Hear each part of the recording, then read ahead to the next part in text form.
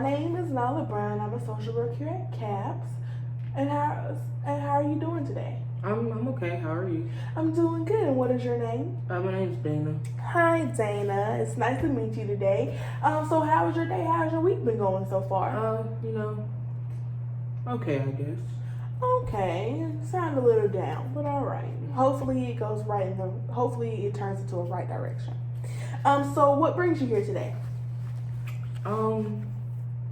Well, my parents think I have this problem, but I don't think it's a problem. Okay, so I hear the word problem a lot, and you say your parents think you have a problem, but you don't think you have a problem. Would you mind if we talk about it? Would you mind elaborating and telling me what this problem may be? Sure, yeah. Okay, so what problem are you talking about? They say I smoke too much. Okay, so what I'm hearing is that your parents feel like you have a problem with smoking. Yeah. Okay, and may I ask, why do you not feel like this is a problem for you? Because it's not stopping me from doing everyday things. Like, I still function with it, so I don't feel like it's a problem. Okay, do you know why your parents may think this is a problem? I guess because it's not safe. Have you gotten into any trouble with this problem? Have you gotten caught with your parents? Maybe in trouble in school? Maybe they caught it in their house? Maybe once or twice, yeah. Okay. Well, since it's not safe, why would you say it's not safe? It's against the law. Okay. The word problem, do you feel like you could change this problem? You could maybe stop having this problem? I don't feel like I need to change. Okay, so you feel like you have a difficulty of changing. So you personally don't feel like you need to change. Mm-hmm. But if you don't change, what is the worst thing that can happen? Maybe your relationship with your parents could be in jeopardy. Maybe you could get in trouble with the law. Something could go wrong. What is the worst case scenario if you do not change this habit? I feel like our relationship wouldn't be the same. And is that something that you would like to risk by not? No.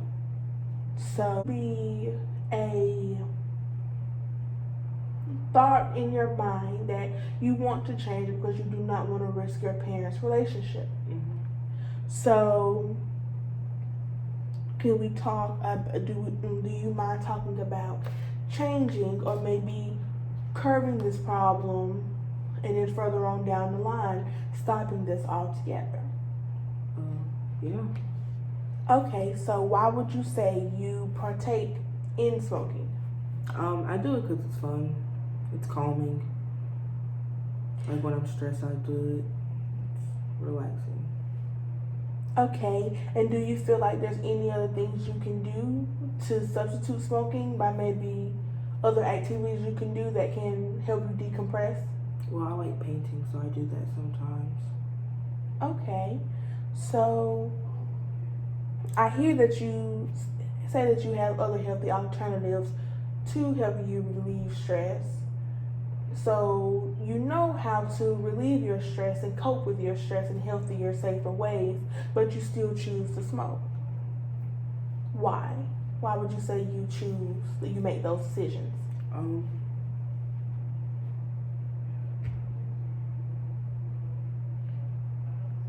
don't know. It just happens, I guess. Okay. So on a scale to 1 to 10, if you decided to change right now and you decided to maybe curb your smoking habits to, if you do it 3 times a day, to do it twice a day, how, on a scale of 1 to 10, how confident do you think you would be into changing?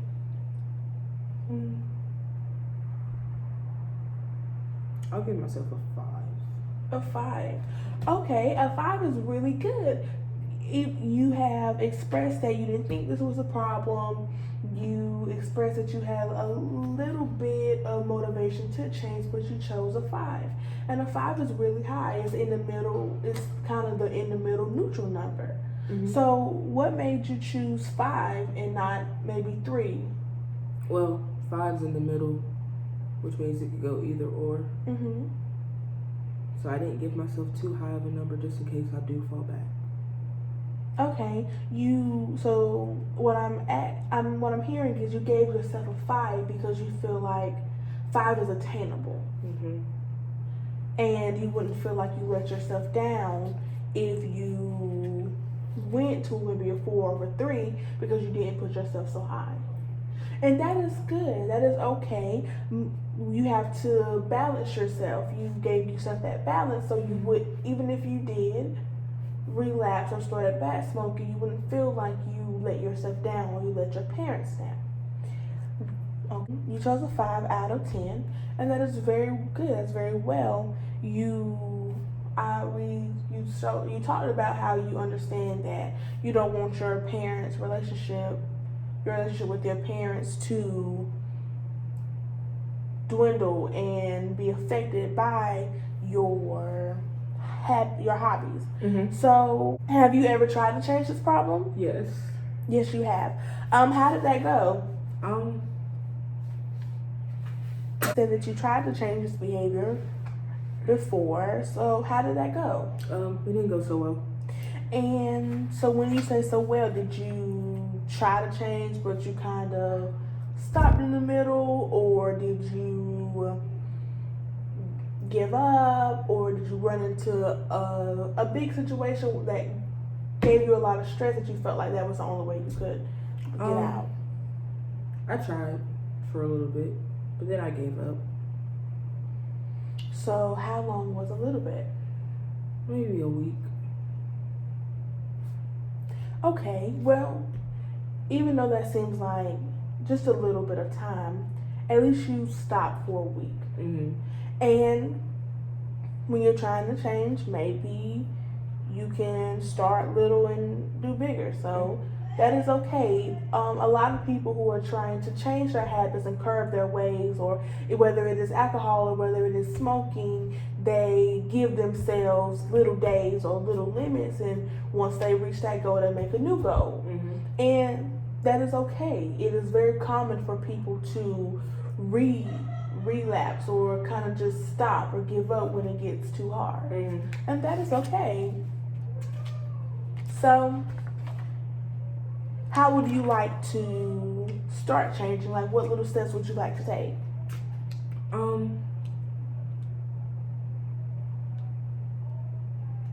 don't know, I guess what step would I take to stop smoking? Well, maybe, if you don't mind me saying, since you smoke 3 to 4 times a day, maybe you can cut that time down. Yeah, Give yourself little attainable goals so it doesn't seem like you, out of 5 out of 10, you didn't want to give yourself something too far so it wouldn't seem unattainable. Mm-hmm. You want to keep it neutral. So maybe like taking it a day at a time. I guess that would work. Instead of doing like 3 to 4 days, I could be like 1 to 2.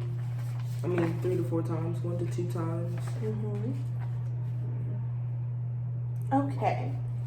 So that sounds very well.